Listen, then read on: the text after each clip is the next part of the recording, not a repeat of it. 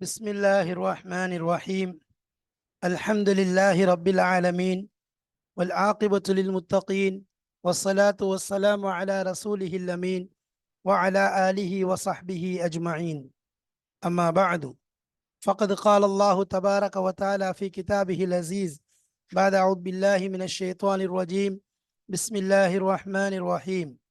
شهر رمضان الذي أنزل فيه القرآن إلى آخر الآية. صدق الله مولانا العظيم.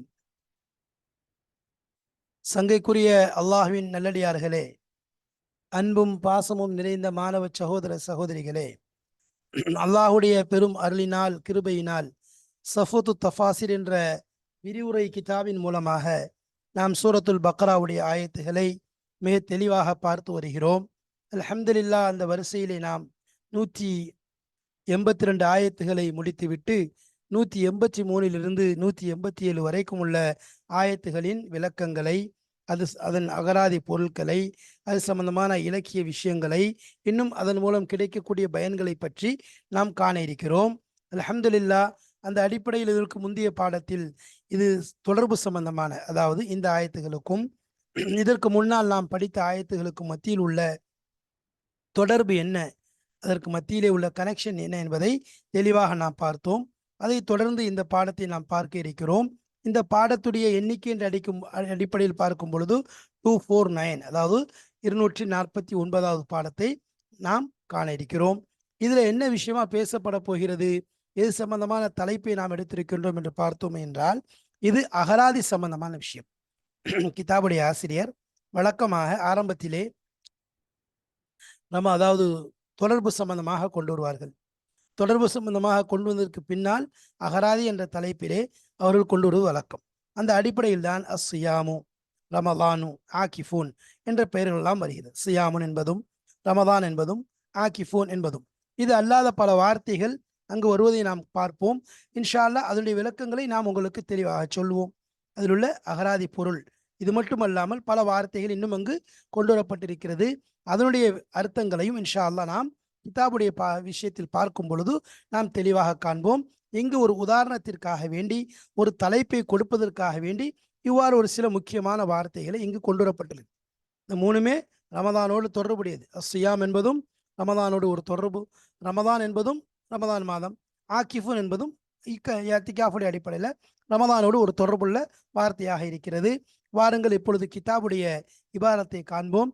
கிதாபுடைய ஆசிரியர் எவ்வாறு விளக்கம் கொடுக்கிறார் என்பதையும் அதை பற்றி தெளிவான அர்த்தங்களை இன்ஷா அல்லாஹ் பார்ப்போம். வாருங்கள். பிஸ்மில்லாஹிர் ரஹ்மானிர் ரஹீம். இதற்கு முந்தைய பாடத்தில் அல்ஹம்துலில்லாஹ் நாம் தொடர்புகள் சம்பந்தமாக, கனெக்ஷன், ஆயத்துகளுக்கு மத்தியில் உள்ள தொடர்பு என்ன என்பதை தெளிவாக கிதாபுடைய ஆசிரியர் விளக்கியிருந்தார்கள். கிசாசுடைய சட்டத்தை சொன்னதற்கு பின்பாக, வசியத்துடைய சட்டத்தை சொன்னதற்கு பின்பாக சியாம், நோன்பினுடைய சட்டத்தை விளக்கமாக விவரமாக கொண்டு வந்தார்கள். ஏனென்றால் உயர்ந்த அந்தஸ்தை அடியார்கள் அடைய வேண்டும் என்பதற்காக வேண்டி அல்லாஹு தாலா கூறுகிறான். சரி, இப்ப அதுக்கு அடுத்து லுகத். லுகத் என்பது அகராதி, அகராதியுடைய பொருள். அஸ்ஸியாம், முதல் வார்த்தை என்ன? குத்திபா அலைக்கும் சியாமு கமா யாயுல்லதின் ஆமனு குத்திபா அலைக்கும் சியாம். சியாம் என்ற வார்த்தை ஃபில் லுகத், அகராதியில அஸ்ஸியாம் என்பது அல் இம்சாக்கு அனிஷை, ஒரு விஷயத்தை விட்டும் பிடித்துக் கொள்ளுதல், தடுத்துக் கொள்ளுதல். பிடித்துக் கொள்ளுதல் சொல்றது அல்லது தடுத்துக் கொள்ளுதல். கால அபு உபைதா, அபு உபைதா ரலியல்லாஹு ரஹ்மத்துல்லாஹி அலைஹி அவர்கள் கூறுகிறார்கள், குல்லு முமஸ்ஸிக்கின் அன் தஆமின் அவ் கலாமின் அவ் சைரின் ஃபஹுவ சாயிமுன். அபு உபைதா ரஹ்மத்துல்லாஹி அலைஹி அவர்கள் கூறும் பொழுது, ஒவ்வொரு பிடிக்கக்கூடியவனும் தடுத்து கொள்ளக்கூடியவனும் அந்த ஆமீன், உணவை விட்டு, சாப்பிடுவதை விட்டு தன்னை தடுத்துக் கொள்கிறான். சாப்பிடுவதை விட்டு, இங்கே ஒரு வஸ்துவை விட்டு தடுத்துக் கொள்றது பொதுவா. சாப்பிடுவதை விட்டு தன்னை தடுத்துக் கொள்பவன், அல்லது பேசுவதை விட்டு தடுத்துக் கொள்கிறான், அல்லது நடப்பதை விட்டு தடுத்துக் கொள்கிறான். ஃபஹுவ சாயும், இவனுக்கு சாயும் என்பதாக சொல்லப்படும். கால ஷாயிரு, ஷாயிர் அவர்கள் சொல்கிறார்கள், என்ன சொல்றாங்க? ஹைலுன் சியாமுன் வ ஹைலுன் கைரு சாயிமத்தின். தஹ்தல் அஜாஜி உஹ்ரா தஅலுகுல் லுஜமா. இப்போ இந்த கவிதையை சொல்லி என்ன செய்கிறாங்க, நமக்கு விளங்க வைக்கிறாங்க. இந்த விஷயத்தில் உள்ள அந்த வார்த்தைகளுடைய அந்த லோகத்துடைய அந்த பொருளை நமக்கு விளங்க வைப்பதற்காக வேண்டி இந்த கவிதையை கிதாபுடைய ஆசிரியர்கள் கொண்டு வந்திருக்கிறார்கள். இப்போ நம்ம ஏற்கனவே சொல்லியிருக்கிறோம், சாயும்னா இதையெல்லாம் விட்டு தன்னை தடுத்து கொள்வது, சாப்பிட்றதை விட்டு, குடிப்பதை விட்டு, நடப்பது ஓடுவதை விட்டு என்ன தன்னை தடுத்து கொள்வதற்கு சாயும் என்பதாக சொல்லப்படும். அந்த அடிப்படையில் ஹைலுன் சியாமுன், நிற்கக்கூடிய குதிரை. அதாவது இந்த கவிதை நாபிகத்து திபியானி அவர்களுடைய கவிதையாக இருக்கிறது. அவர்கள் ஒரு போர்க்களம் சம்பந்தமாக இந்த கவிதையை படிக்கிறாங்க. ஒரு போர்க்களத்தில் உள்ள விஷயத்தை படிக்கிறதுக்காக இந்த விஷயத்தை சொல்றாங்க. ஹைலுன் சியாமுன், அதாவது நிற்கக்கூடிய குதிரை. வாக்கிஃபத்துன் என்பதாக, இடத்தை விட்டு நகராம நிற்குது. சுயாம் வாக்கிஃபத்துன் என்பதாக வருதப்போ நிற்கக்கூடிய குதிரை, இடத்தை விட்டு நகராம நிற்குது, ஓடலை, எங்கேயும் நகரலை.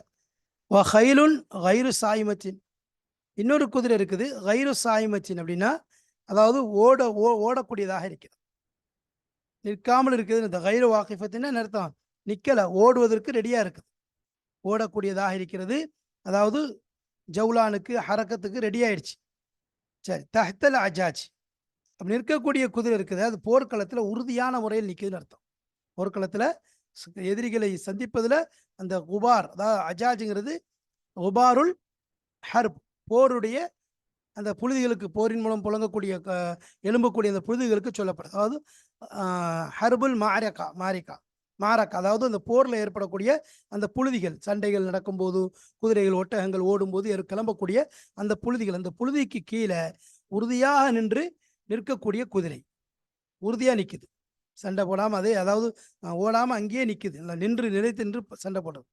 அப்போ ஹைலுன் சியாமுன், இப்போ அவ்வாறு புழுதிக்கு கீழே உறுதியாக நிற்கக்கூடிய குதிரை ஒன்று. சரி, ஹைலுன் கைரு சாயமத்தின்னா அதாவது ஓடக்கூடிய குதிரைன்னு அர்த்தம். போர்க்களத்தில் ஓடக்கூடிய குதிரை, அதாவது போருக்காக ஓடிக்கொண்டிருக்கிறது உள்ள. எப்படி, அதாவது அந்த குதிரை இருக்குத தயாராகிடுச்சு, எல்லாத்துக்கும் ரெடியாகி உள்ள ஓடுது.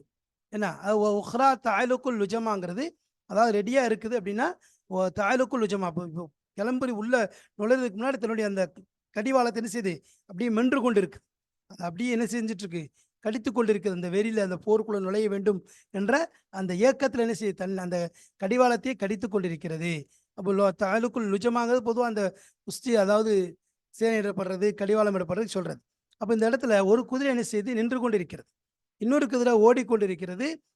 அதாவது நிற்கக்கூடிய குதிரை தஹ்தல் அஜாஜ், புழுதிகளுக்கு மத்தியில், போர் புழுதிகளுக்கு மத்தியில் நின்று கொண்டிருக்கிறது. ஒஹ்ரா, இன்னொரு குதிரை ஓடிக்கொண்டிருக்கிறது. இங்க தாலுக்குல் ஜமா, இந்த போர்க்களத்தில் தாக்குதல் நடத்துறதுக்கு முன்னாடி என்ன செய்ய தன்னுடைய அந்த கடிவாளத்தை கடித்து கொண்டிருக்கிறது என்பதாக இந்த கவிதைக்கு விளக்க எழுதியிருக்கிறாங்க.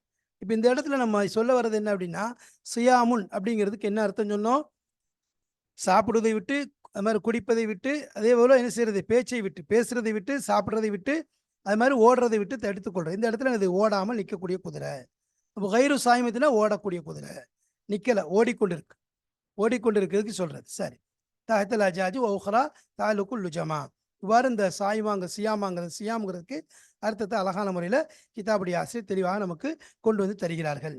சரி, அடுத்து பாருங்க. நம்ம இது எங்க பார்த்துட்டோம், எங்க நம்முடைய அகராதி பொருளை பார்த்தோம். இம்சாக்னா என்னங்கிறத, சியாம்னா என்னங்கிறத பார்த்தோம். சரி, இப்போ இது ஷரியத்துடைய பொருள் என்ன, அல் இம்சாக்கு அனி தஆமி வஷ்ஷராபி வல் ஜிமாஇ பின் நஹாரி மஅன் நியதி. ஷரியத்துடைய பொருள் இதுக்கு என்ன அர்த்தம் சொன்னா, தடுத்து கொள்ளுதல், உணவை விட்டும் சாப்பிடாம இருக்கிறது, அனி தஆமி வஷ்ஷராபி குடிப்பதை விட்டும் தடுத்து கொள்றது, வல் ஜிமாஇ ஜிமா செய்வதை விட்டும் தன்னை தடுத்து கொள்ளுதல், பின் நஹாரி பகல் பொழுதிலே, மஅன் நியதி நீயத்துடன் பகல் நேரத்திலே, ஜிமாவை விட்டும் உடலுறவு கொள்வதை விட்டும், வஷராபி குடிப்பதை விட்டும், அத்தாம் உணவை விட்டும் தடுத்து கொள்ளுதலுக்கு ஷரியத்துடைய பொருளிலே அஸ்யாம் என்பதாக சொல்லப்படும். ஷரியத்துடைய அர்த்தத்துல இஸ்திலாஹல அஸ்யாம் என்பதாக சொல்லப்படும். சரி, யுதீகூனஹு, ஐ யசூமூனஹு பி உஸ்ரின் வ மஷக்கத்தின். யுத்தீக்கூனஹுனா என்ன அர்த்தம்? அதாவது யசூமூனஹு அதை நோன்பு வைக்கிறார்கள், நோன்பு வைக்கிறார்கள். பி உஸ்ரின் கஷ்டத்தோடு, மஷக்கத்தின் சிரமத்தோடு, சிரமத்தோடு கஷ்டத்தோடு நோன்பு வைக்கக்கூடியவர்களுக்கு இவ்வாறு சொல்லப்படும்.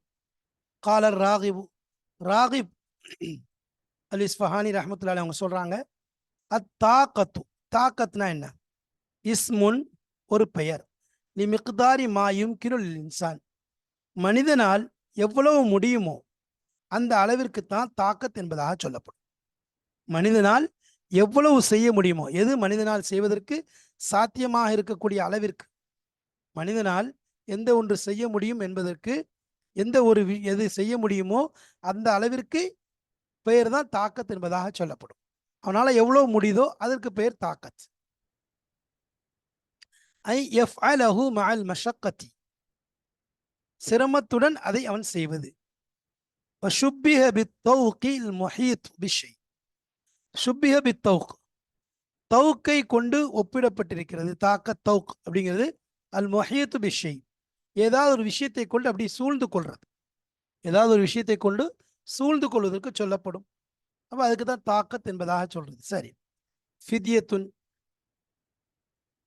மா யுஃப்தா பிஹில் இன்சானு, இல்லை மா யுஃப்தி பிஹில் இன்சானு நஃப்ஸஹு மின் மாலின் வகைரிஹி.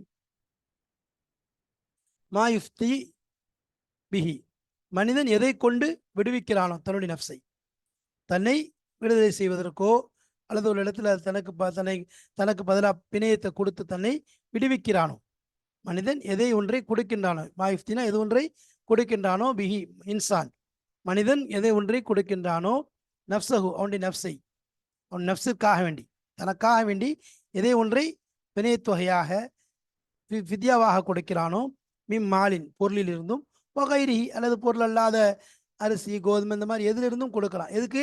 தன்னுடைய நஃப்ஸுக்காக வேண்டி கொடுப்பானே, அப்படிப்பட்டதற்கு சொல்லப்படும். மா இஃப்தி பிஹி, இதை கொண்டு ஃபித்யாவாக கொடுக்கிறானோ மனிதன் தன்னை விடுவிப்பதற்காக, தன்னை நஃப்ஸுக்காக வேண்டி, பொருள் இருந்து கொடுத்தாலும் சரி, பொருள் அல்லாத வேற வஸ்துக்கள் இருந்து கொடுத்தாலும் சரி, அதற்கு ஃபிதியத்துன் என்பதாக சொல்லப்படும்.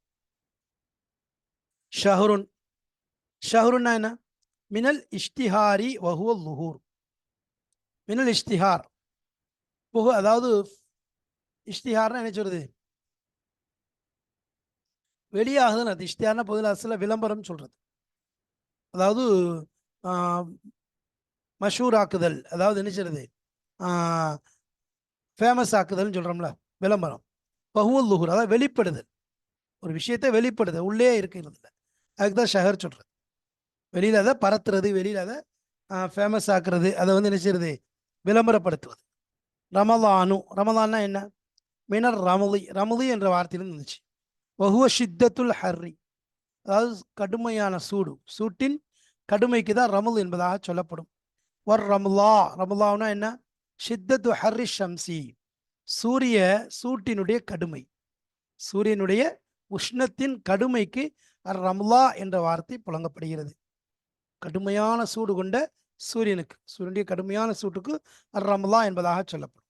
இப்போ சும்மிய ரமலானு, அப்போ ரமலான் என்று பெயர் சொல்லப்பட்டது லி அன்னஹு, ஏனென்றால் அது எர்மது துனூப, பாவங்களை எல்லாம் சுட்டெரித்து விடுகிறது.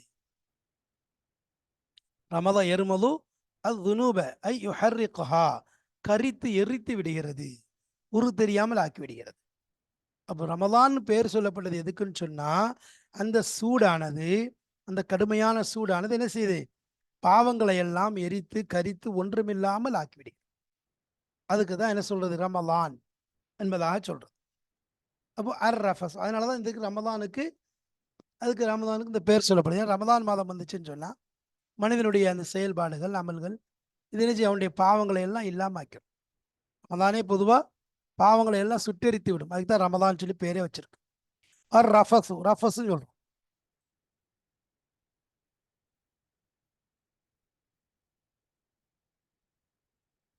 அல் ஜிமா, அல் ஜிமா அப்படின்னா என்னது? என்ன செய்யறது? ஜிமாங்கிறது வீடு கூடுதல் அப்படின்னு சொல்றது. தவாஇஹி, அதாவது உடலுறவு கொள்ளுதல். தவாயினா தவாயிஹி அதனுடைய முக்கத்திமாத்துகள், அதற்கு முன்னுள்ளவைகள். தாயத்துக்கு பண்ண தவாயி அதை அழைக்கக்கூடியவைகள் அர்த்தம். ஜிமாயின் பக்கம் அழைக்கக்கூடிய விஷயங்கள், அதை தூண்டக்கூடிய விஷயங்கள், அதை முத்தம் கொடுக்குறது, இந்த மாதிரி பச்சை விஷயங்கள் இருக்கலாம். அஸ்லுஹு அதனுடைய அசல் என்ன? கவுல் ஃபஹ்ஷி அருவருக்கத்தக்க வார்த்தைக்கு சொல்லப்படும். ரஃபஸுங்கிறது ஏன்னா ஹஜ்ஜுடைய பாடத்தில் வரும், ஃபலா ரஃபஸ வலா ஃபுசூக வலா ஜிதால ஃபில் ஹஜ். அப்போ கவுலுல் ஃபஹ்ஷி அருவருக்கத்தக்க வார்த்தை. சும்மா குன்னிய பிஹி பிறகு அதை கொண்டே கினாயத்தாக சொல்லப்பட்டது அனில் ஜிமா. ஜிமாவுக்கு பதிலாக இந்த வார்த்தையை அவ்வாறே புழங்கப்பட்டு விட்டது.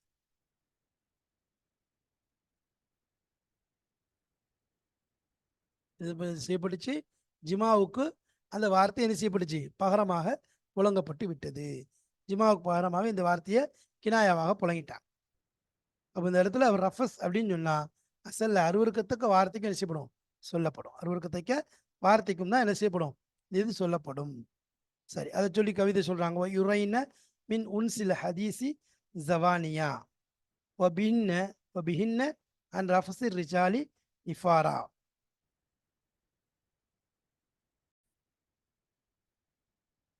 கால ஷாயிர் ஷாயிர் அவர்கள் சொல்கிறார்கள். எது விஷயமா? அர் ரஃபஸ் என்பதனுடைய அந்த உதாரணத்திற்கு, அந்த அர்த்தத்திற்கு ஒரு உதாரணத்தை கொண்டு வந்து அந்த வார்த்தையை விளக்க விரும்புகிறார்கள். எவ்வாறு அந்த ரஃபஸ் என்பது நம்ம ஜிமா என்பதாகவும் அதற்கு முன் உள்ள காரியங்கள் என்பதாகவும் சொன்னோம். அதே போல் அதற்கு அசலான பொருள் என்னன்னு சொன்னால் அருவருக்கத்தக்க பேச்சு என்பதாக சொல்லப்பட்டது.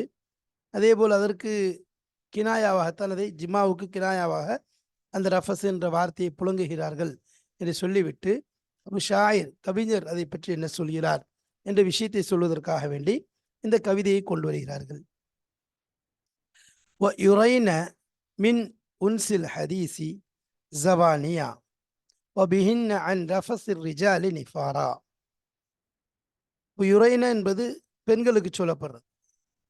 யுரைன பார்க்கப்படுகிறார்கள், அந்த பெண்கள் பார்க்கப்படுகிறார்கள். மின் உன்சில் ஹதீசி, உன்ஸ் என்றால் உல்ஃபத், மொஹப்பத், பிரியம், நேசம், அன்பு, பேச்சில் அதாவது ரொம்ப இலகுத்தன்மை, ரொம்ப எனது அழகான பேச்சு, ஒரு பரிவான அன்பான பேச்சு என்பது சொல்லப்படும். ஹதீஸ்னா பேச்சு. பேச்சிலே பரிவு, அன்பு, நேசம் அப்படின்னா என்ன அர்த்தம்? மின் உன்சில ஹதீசி அதாவது மெலினமாக அழகான முறையில் அன்போடு பரிவோடு பாசத்தோடு அவங்க பேசுவதன் காரணமாக அந்த பெண்கள் பார்க்கப்படுகிறார்கள் ஜவானியா, விபச்சாரிகளாக. ஜானியத்துன் பன்மை ஜவானியா. அப்போ அவர்களை அவங்க கொஞ்சம் அமைதியா, அதாவது பேச்சு அவங்களுடைய கொஞ்சம் அழகான நளினமான பேச்சு, எளிமையான பேச்சு, இனிமையான பேச்சு, பேச்சில் இனிமை, அன்பு, ஒரு மொஹப்பத், ஒரு பாசம் ஏற்படக்கூடிய அந்த பேச்சுக்களை அவர்கள் அந்த பேச்சு பேசுவதனால அவர்களை விபச்சாரிகளாக பார்க்கப்படுகிறார். இப்படி குழஞ்சு குழஞ்சு பேசுறாங்க, ரொம்ப ஏதோ ஒன்று அடி போடுறாங்க, நம்ம கவுத்த பார்க்குறாங்க, ஜால்ரா தட்டுறாங்க, காக்கா பிடிக்கிறாங்க, இப்படிலாம் சொல்லுவோம்ல. ஏதாவது நம்மளை என்ன செய்வாங்க, நம்மள்ட்ட ஏதாவது ஏதோ உள்நோக்கத்தை வச்சு பேசுகிறாங்க, இந்த மாதிரி. அவங்க பேச்சு இயற்கையிலே ஒரு அன்பான ஒரு பரிவான பேச்சாக ஒரு சொல்லாக இருக்குது. ஆனால் அதை வைத்துக்கொண்டு அவர்களை விபச்சாரிகளாக, இவர்கள் கெட்ட பெண்கள், இவர்கள் கேடு இவர்கள் தவறான வழியில் நடக்கக்கூடியவர்கள் என்பதாக அவர்களை பற்றி பார்க்கப்படுகிறது. ஏன்? அவங்க அவ்வாறு பேசுறதுனால. அந்த பேச்சுங்கிறது அவங்களுடைய இயற்கை குணம், அது எளிமை, ஒரு இனிமையான நடையை பயன்படுத்தி பேசுகிறார்கள். அதை வைத்துக்கொண்டு இவர்கள் அவரை தவறாக விபச்சாரிகளாக பார்க்கப்படுகிறார்கள். ஆனால் அவர்கள் நிலை என்ன? அப்படின்னு அவர்களோ அன் ரஃபஸிர் ரிஜாலி ஆண்களோடு தவறான முறையில் நடப்பதும் சரி, இல்லை தவறான பேச்சு கவுலி ஃபஹஷ் பேசுவதும் சரி, நிஃபாரா வெறுக்கக்கூடியவர்களாக இருக்கிறார். ஆண்களோடு தவறான முறையில் நடந்து கொள்வது, தவறான பேச்சு பேசுவதை விட்டும் அவர்களோ வெறுக்கக்கூடியவர்களாக, முற்றிலும் வெறுப்படைந்தவர்களாக இருக்கிறார். அப்போ அவர்களுக்கு அதெல்லாம் விருப்பமும் கிடையாது. மாறாக அந்த ஆண்களோடு சாதாரணமாக பேசுறது, கெட்ட வார்த்தையில் பேசுறது, இந்த ஃபஹ்ஷான கவுல பேசுறது, அல்லது ஜிமா போன்ற விஷயங்களில் அவங்களோட ஈடுபடுறது இருக்குது. அதில் ரொம்ப அவங்களுக்கு வெறுப்பு இருக்குது. அப்படி வெறுப்பு இருந்தும் கூட அவங்களுடைய சாதாரண பேச்சினால, அந்த பேச்சில் ஒரு அன்போடு ஒரு பரிவோடு பேசுவதனால் அவருடைய விபச்சாரிகளாக பார்க்கப்படுகின்றார் என்று சொல்லப்படுது. பாருங்க, யுரைன மின் உன்சில ஹதீசி ஜவானியா அந்த பெண்கள் அவர்களுடைய பேச்சில் இனிமை எளிமை அன்பின் காரணமாக அவர்கள் விபச்சாரிகளாக பார்க்கப்படுகிறார்கள், விபச்சாரிகளாக கருதப்படுகிறார்கள். அண்ட் ரஃபஸிர் ரிஜாலி நிஃபாரா, ஆனால் அந்த பெண்களோ ஆண்களுடன் கெட்ட முறையில் பேசுவதும் சரி, ஆண்களோடு தவறான உறவு வைப்பதை விட்டும் நிஃபாரா, மிகவும் வெறுப்பானவர்களாக, மிக தூரமானவர்களாக, அதை முற்றிலும் வெறுக்கக்கூடியவர்களாக இருக்கின்றார்கள் என்பதாக இந்த கவிதையினுடைய பொருள் சொல்லப்படுது. இந்த கவிதையை கொண்டு வந்ததன் நோக்கம் என்ன? கவிதை இதுக்கு ஒரு மத்தலப் இருக்கும், இதுக்கு ஒரு விளக்கம் இருக்கும், இது முன்பின் இருக்கும், இதெல்லாம் இருக்குது. ஆனால் இந்த இடத்துல நம்ம கவிதையை கொண்டு நோக்கம் என்ன? கவிதை நோக்கம் கிடையாது. நமக்கு நோக்கம் வார்த்தை. எந்த வார்த்தை?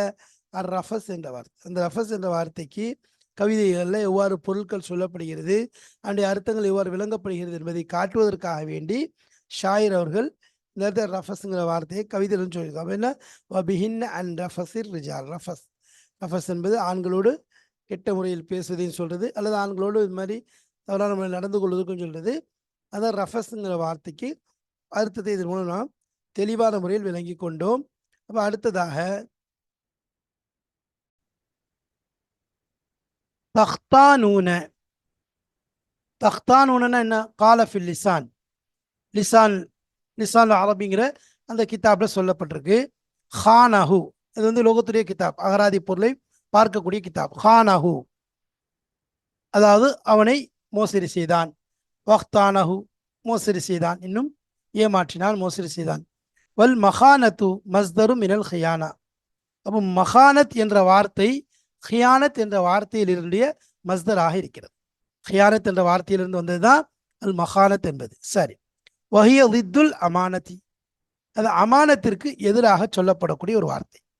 அமானிதம்னா அந்த அமானிதத்தை பாதுகாத்துன்னு சொல்லுவாங்க. இங்க மகானத்துனா அதற்கு எதிரான மோசடிக்கு சொல்றது. ஹானஹுனா மோசடி செய்தான், வக்தானஹு அதே மோசடி செய்தான். அல்வல் மகானத்துக்கு வந்து மோசடி தான். அப்போ அமானத் என்ற வார்த்தைக்கு எதிர்ப்பதம் தான் மகானத் என்பது. பாதுகும் அனி சைஃப். அப்போ சிலர் என்ன செய்தாங்க? சைஃப்ட கேட்குறாங்க.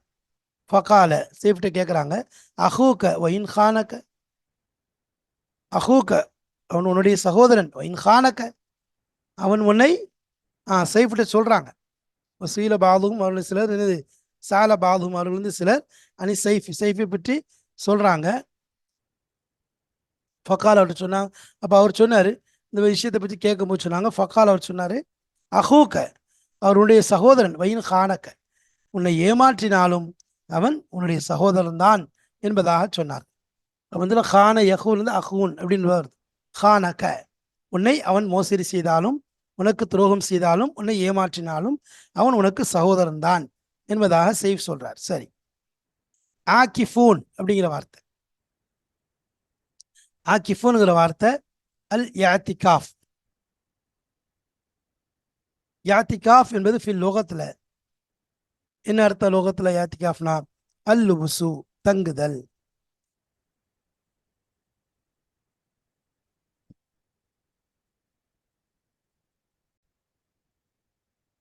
அப்போ லபுசுனா தங்குதல். வல் லுசூம் அதாவது இணைத்துக் கொள்ளுதல், அணைத்துக் கொள்ளுதல் அர்த்தம், அவசியமாக்கி கொள்ளுதல். ஒஃபி ஷரஇ அப்போ தங்குதல் இன்னும் அவசியமாக்கி கொள்ளுதல் அப்படிங்கிற அர்த்தம் யாத்திகாஃப்ங்கிற வார்த்தைக்கு லோகத்துல இருக்கு. லோகத்துல பார்த்தோன்னு சொன்னா அதுக்குரிய அர்த்தம் என்ன? அல் லபுஸ் தங்குதல், வல் லுசூம் அவசியமாக்கி கொள்ளுதல். ஒஃபி ஷரஇ ஷரியத்துல அதனுடைய பொருள் என்ன? ஷரியத்துல அதற்குரிய பொருள் என்ன? அல் மக்சூ ஃபில் மஸ்ஜிதி லில் இபாதத்தி, வணக்கத்திற்காக வேண்டி பள்ளியிலே தங்குதலுக்கு சொல்லப்படும். ஒருத்தன் பள்ளியில வணங்குவதற்காக இபாதத்திற்காக வேண்டி தங்கி கொண்டான் என்றால் அவனுக்கு என்ன சொல்லப்படும்? மக்சூ தங்குதல். ஃபில் மஸ்ஜிதி லில் இபாதத்தி. ஹுதூதுல்லா அல்லாஹ்வுடைய கட்டளைகள், அதாவது வரம்புகள், எல்லைகள் அப்படின்னா என்ன? அல் ஹத்து, ஹத்துங்கிற வார்த்தை ஃபில் லுகத், லுகத்துல ஹத்துனா எதுக்கு சொல்லப்படுறது? அல் மன்உ தடுக்குதல், தடுத்தல் அப்படின்னு சொல்றது. அஸ்லுஹு அதனுடைய அசல் என்ன? அல் ஹாஜிசு பைன ஷைஐனில் முத்தகாபிலைனி. சரி, சுமியத்தில் அஹ்காமு ஹுதூதன் லிஅன்னஹா தஹஜிசு பைனல் ஹக்கி வல் பாத்தில். அப்போ இந்த இடத்துல ஹுதூதுல்லான்னு சொன்னோம். ஹுதூதுல்லாங்கிறது ஹத்துடைய ஜமா, ஹத்துங்கிற வார்த்தையுடைய ஜமா தான் ஹுதூத். அப்போ என்ன தடுக்குதல்னு அர்த்தம். அந்த அசல் என்ன சொன்னோம்? அல் ஹாஜிசு, தடுத்தல், பைன ஷைஐனில் முத்தகாபிலைனி, அதாவது ஒன்றுக்கொன்று சமமான இரு வஸ்துக்களுக்கு மத்தியிலே தடையை ஏற்படுத்துதல். அப்போ இங்கே ஒரு வஸ்து, இங்கே ஒரு வஸ்து, ரெண்டுக்கு மத்தியில் ஒரு தடை. இதுக்கு தான் என்னது ஹுதூத் என்பதா சொல்றோம். அப்போ ரெண்டுக்கு மத்தியில் ஒரு தடை. அல் ஹாஜிசு பைன ஷைஐனில் முத்தகாபிலைனி, ஒரே ஒப்புக்கொண்ட ஒரே சமம் கொண்ட இரு வஸ்துக்களுக்கு மத்தியிலே ஒரு தடையை ஏற்படுத்துதல். ஒன்றுக்கொன்று எதிரான, அதாவது நேராக இருக்கக்கூடிய ரெண்டு வஸ்துக்கு மத்தியில் ஒரு தடையை ஏற்படுத்துதல்.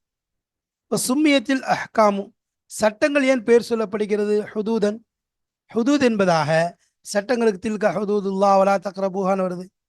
அப்போ தில்கா ஹுதூதுல்லா வம்மையத்த அத்த ஹுதூத் அல்லாஹி. அப்போ இந்த ஹுதூதுங்கிற வார்த்தை குரானில் வருது. ஹத்துக்கு பன்மை ஹுதூத், இதுக்கு சட்டங்கள், எல்லைகள், இது வரம்புறது வருது. சும்மியத்தில் அஹ்காமும், அப்போ அஹ்காம்கள் ஹுதூத் என்பதாக ஏன் சொல்லப்பட்டது என்றால், அன்னஹா என்றால் அவைகள் தஹஜுசு, தடுக்கிறது, பைனல் ஹக்கி வல் பாத்தில், சத்தியத்திற்கும் அசத்தியத்திற்கும் மத்தியிலே ஒரு தடையாக இருப்பதன் காரணமாக அதற்கு ஹுதூத் என்பதாக பெயர் சொல்லப்பட்டது. சத்தியத்திற்கும் அசத்தியத்திற்கும் மத்தியில தடையாக இருப்பதனால, ரெண்டும் தடையாக இருப்பதனால அதற்கு பெயர் ஹுதூத் என்ற வார்த்தை புழங்கப்பட்டிருக்கிறது. அப்போ இந்த இடத்துல நம்ம என்ன செஞ்சா ஹுதூதுங்கிற வார்த்தையுடைய அர்த்தத்தையும் பார்த்தோம். அதே மாதிரி ஆக்கிஃபூன், தஹ்தானூன், இப்படி அங்கே கொண்டு வந்திருக்கிறது மூணே மூணு வார்த்தை தலைப்பில் கொண்டு வந்திருக்கோம். சியாம், ரமதான், ஆக்கிஃபூன். அங்கே ஒவ்வொரு வார்த்தைகளாக வருது. ஒன்றுக்கும் அழகான முறையில் அகராதி பொருளையும் சொல்கிறாங்க, அதனுடைய ஷரியத்துடைய பொருளையும் சொன்னாங்க. இது எதற்கு இந்த அகராதி விஷயம் ரொம்ப கவனமாக உற்று நோக்க வேண்டும் என்றால், நாம் அர்த்தம் வைக்கும் பொழுது, விளக்கம் சொல்லும் பொழுது இந்த வார்த்தைகள் வரும் என்றால் அதை நம்ம என்ன செய்யறது, அர்த்தத்தை எளிதாக கேப்சர் பண்றதுக்கு, அர்த்தத்தை எளிதாக புரிந்து கொள்றதுக்கு ஒரு அழகான ஒரு வழிமுறை, அழகான ஒரு நடைமுறை தான் இந்த அகராதி பொருளுங்கிறது. அதனால் இந்த அகராதி பொருளுடைய விஷயத்துல இது நடத்தப்படும் பொழுது இது ரொம்ப கவனமாக கவனிக்க வேண்டும். இதில் உள்ள அர்த்தங்களை தெரிந்து கொள்ள வேண்டும். ஏன்னா பாடங்கள் படிக்கும் பொழுது இது மிக தோதுவாக ஒரு நமக்கு ஒரு அழகான வழிகாட்டலாக இருக்கும். அங்கே நம்ம நிச்சயத்தை கஷ்டப்பட தேவையில்லை. அதுக்காக தான் இந்த விஷயங்கள் சொல்லப்படுது. அதுக்காக கவிதைகளை கூட இந்த இடத்துல கொண்டு வந்து 2 கவிதைகளை கொண்டு வந்திருக்காங்க. தாக்கத், அதாவது சியாம்ங்கிறதுக்கு ஒரு கவிதையை கொண்டு வந்தாங்க. அடுத்த ரஃபஸ்ங்கிறதுக்கு ஒரு கவிதை கொண்டு வந்திருக்காங்க. 2 கவிதையை செஞ்சாங்க கொண்டு வந்து நமக்கு ஒவ்வொரு வார்த்தைகளுடைய விஷயங்களையும் தெளிவாக விளக்கி இருக்கின்றார்கள். உதாரணத்தோடு அதனுடைய அதுக்குரிய தெளிவான ஒரு பொருளை கொடுத்து நமக்கு விளக்கப்பட்டிருக்கிறது. எனவே அகராதி பொருளை தெளிவாக தெரிந்து கொள்ள வேண்டும். அதன் மூலம் நிச்சயமாக நாம் இன்ஷா அல்லாஹ் தஃப்சீரில் படிக்கும் பொழுது மிக எளிதான முறையில் அதனுடைய விளக்கங்களை, அர்த்தங்களை புரிவது ரொம்ப லேசாக இருக்கும். எனவே அல்லாஹு தாலா நமக்கு இந்த அகராதி பொருள் மூலமாக குர்ஆனுடைய ஒவ்வொரு விஷயங்களையும், அதனுடைய தெளிவுகளையும், அதனுடைய ஹிக்மத்துகளையும், அதனுடைய நுணுக்கங்களையும், குறிப்பாக அதனுடைய ஒளியையும் அல்லாஹ் நம்முடைய மூளைக்கும் நம்முடைய உள்ளத்திற்கும் தந்து நம்மை கபூல் செய்வானாக. வாஹிர் தாவானா அல்ஹம்துலில்லாஹி ரப்பில் ஆலமீன். இன்ஷா அல்லாஹ் இதில் அகராதி பொருளை படித்தோம். அதன் அடிப்படையில் உள்ள தஃப்சீரை படிக்கும்போது ரொம்ப விளக்கமாக தெளிவாக விளங்கும். எனவே அகராதி பொருள் சொல்லப்பட்ட இந்த வார்த்தைகளை ஞாபகம் வச்சுக்கொள்ளுங்கள். அல்லாஹு தஆலா நம்மை அதாவது இல்மிலே ஆழத்தை தந்து நம்மை பாதுகாப்பானாக. வாஹிர் தாவானா அல்ஹம்துலில்லாஹி ரப்பில் ஆலமீன். அஸ்ஸலாமு அலைக்கும் வரஹ்மத்துல்லாஹி வபரகாத்துஹு.